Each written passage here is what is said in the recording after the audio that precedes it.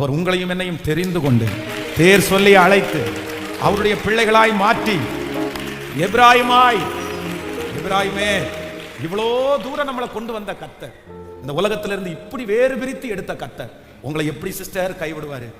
எப்படி பிரதர் கைவிடுவார்?